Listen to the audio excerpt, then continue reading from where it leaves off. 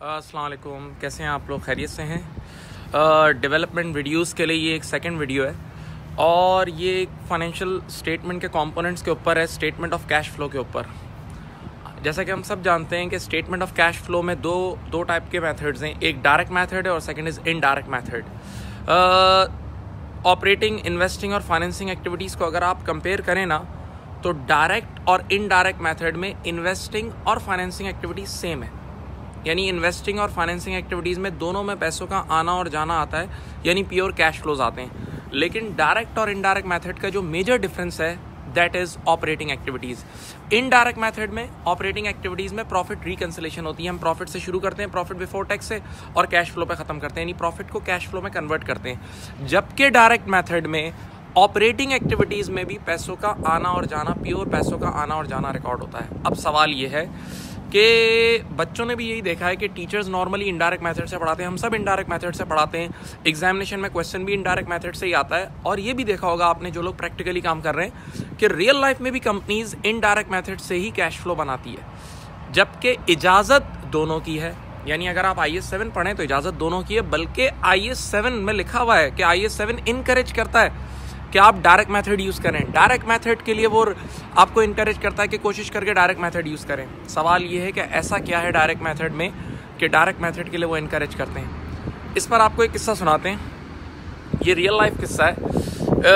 एक multinational company के पाकिस्तान में फाइनेंशियल्स बन रहे थे, और उस फाइनेंशियल्स बनाने वाली टीम में मेरा अपना एक स्टूडेंट भी था जिसने मुझे एक किस्सा सुनाया। मैं कंपनी का नाम नहीं ले रहा, लेकिन बड़ा इंटरेस्टिंग है। आप सब जानते हैं कि ICAP हर साल एक अवार्ड देता है, जो बेस्ट फाइनेंशियल स्टेटमेंट जो कंपनी बनाती है ना, उसको अवार्ड देता है। यानी उसके बहुत सारी बेसिस होती हैं कि प्रेजेंटेशन अच्छी हो और बहुत उनका अपना क्राइटेरिया ICAP का। तो इस फाइनेंशियल टीम ने सोचा, इस कंपनी की, कि क्यों ना इस बार ये अवार्ड हम लें। तो इन्होंने कहा हम एक काम करते हैं, हम कैश फ्लो स्टेटमेंट बनाते हैं डायरेक्ट मेथड से।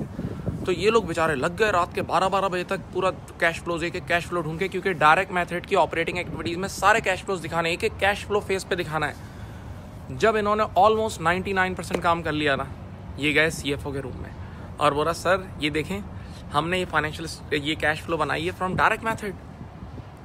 CFO सर पकड़ के बैठ गया। उसने कहा, भाई मुझे ये नहीं चाहिए, मुझे इनडायरेक्ट मेथड से ही चाहिए। सवाल ये है, ऐसा क्यों बोला CFO ने? ज़रा एक बात सोचें, डायरेक्ट मेथड में जब आप कैश फ्लो की ऑपरेटिंग एक्टिविटीज़ बनाते हो तो आप सारे कैश फ्लोज फेस पे रिपोर्ट कर दोगे। आपने सेल्स का कैश फ्लो रिपोर्ट कर दिया, आपने परचेजेस का, आपने वेजेस का, ऐसी कितने कैश फ्लोज आपने ओपन दुनिया को दिखा दिए। तो दिखा तो दिए, प्रेजेंटेशन तो अच्छी हो गई, लेकिन अब आपको टैक्स वाले को भी तो मुंह देना है, क्योंकि पाकिस्तान में आप सब जानते हैं, बल्कि दुनिया भर में कितनी पेमेंट्स ऐसे हैं जिस पे WHT डिडक्ट हो रहा होता है, जिस पे आपको WHT डिडक्ट करना होता है, टैक्स डिडक्ट करना होता है। और टैक्स के मामले में हम सब बेचारे कमज़ोर हैं, कुछ कमज़ोर हैं, कुछ चोर हैं, कुछ काहिली है, ये सब है।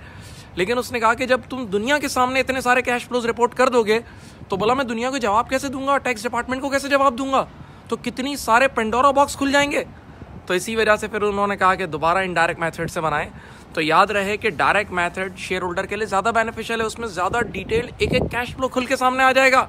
जबकि इनडायरेक्ट मेथड में आप ज़रा गौर से सोचो, ना सेल्स का कैश फ्लो देख सकता है शेयर होल्डर, ना परचेजेस का कोई कैश फ्लो, थोड़ी आप तो सिर्फ एडजस्टमेंट कर रहे होते हो।